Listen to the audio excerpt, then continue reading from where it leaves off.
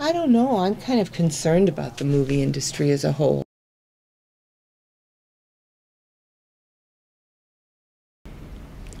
Well, my name is Jim Burrows. I've run 8 or 9 different theaters at different times over the last 34 years.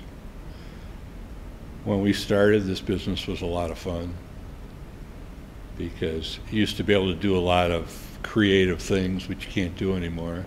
25 years ago, there were about 8 revival theaters in Chicago. What I mean by a revival theater is one that plays older films, changes 3 or 4 times a week. And, that was a lot of fun. But today it's just so difficult for people in our situation. And these big theaters want everything. They don't want to give an inch to a little guy. The Biograph, which was a great theater for many years, is now gone. And that's going to be a live theater. It's going to be open later this year as part of Victory Gardens, which will run plays. I don't think they plan to show movies at all.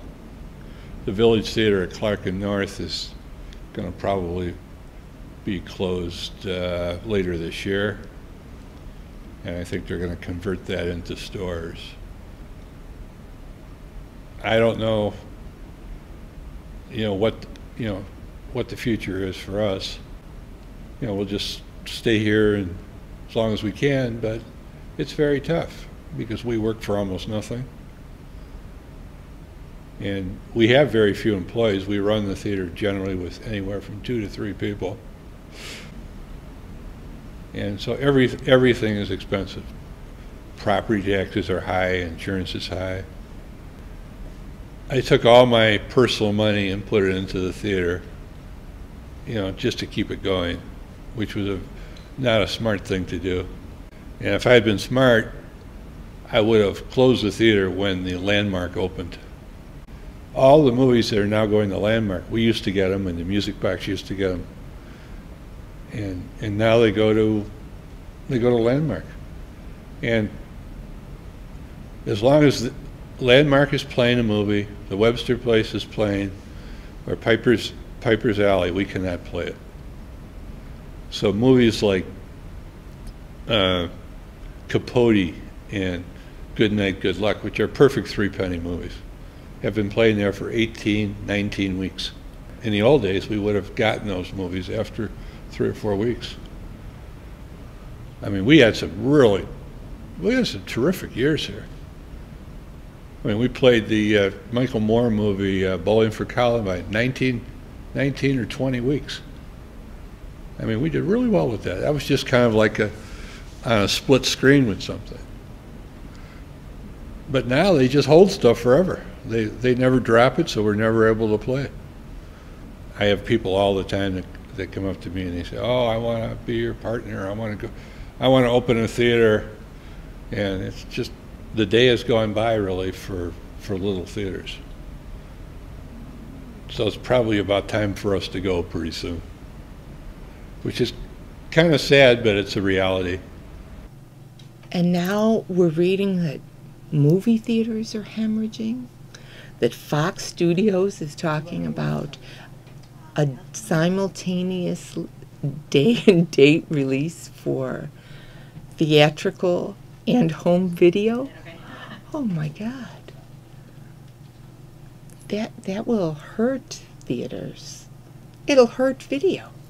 September 11th took the legs out also. That was very, very bad for little stores like us. When something big happens like that, go on vacation, close up, because you got nothing.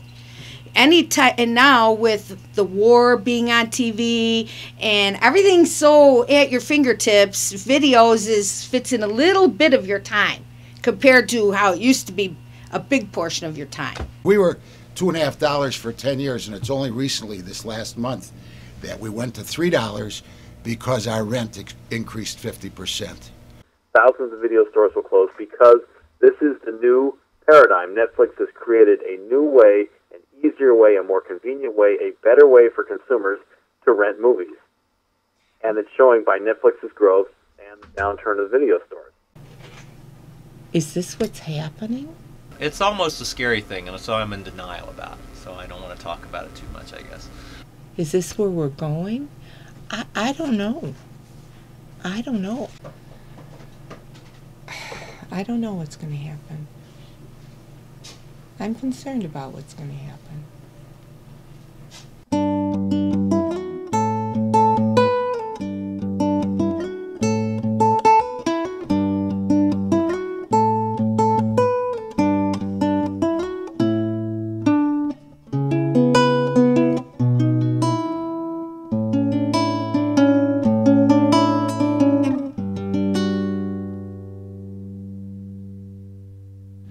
But with independent video stores, I think the way to survive is offer something that nobody else has.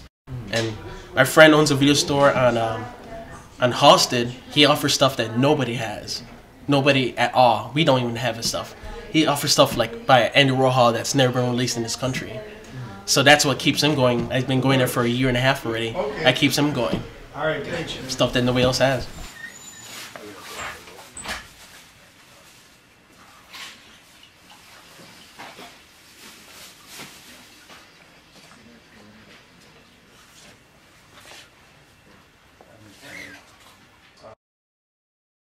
My name's Brian Chankin. The store is called Out Obsession Movies. I've been in business about a year and a half. Over here, it's like you might not know what you want when you come in because you might not really know what you're interested in until you see it.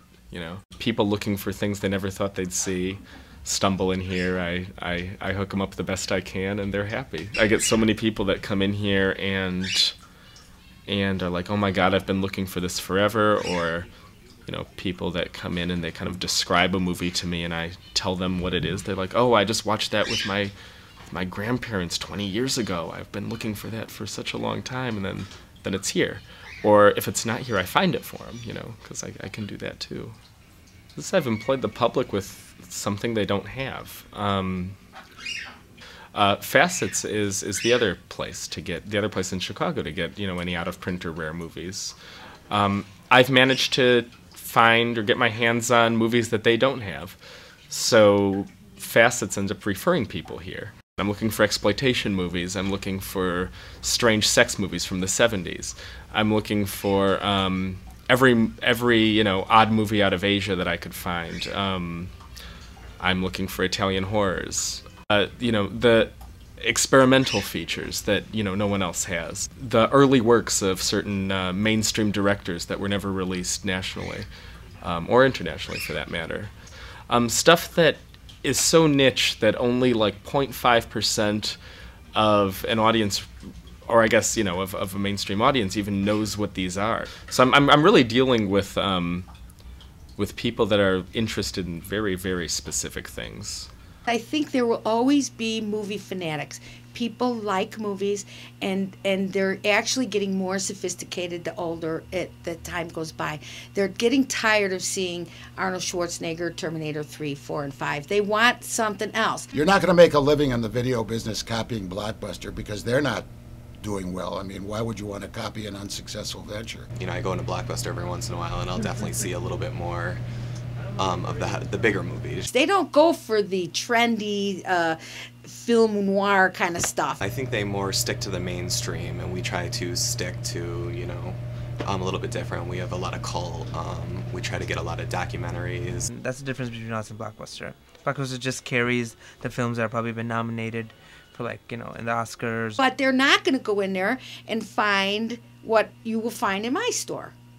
You know, we have like public domain movies. Netflix couldn't even go into that category while I can. It's impossible for Netflix to get a collection like mine. They just couldn't. For one, they don't have the rights to, because all the movies I have here aren't you know, released mainstream in the U.S. I have to find them however I can, and you know, for that reason, I'm able to get, you know, a copy of a movie that has never actually been put out on tape or DVD before. All that the movies out there are just a byproduct of 22 years of buying and collecting, but that's what makes it Video Playground. The only selection that I imposed on myself was good taste. So can I rent tonight? So I could buy whatever I wanted.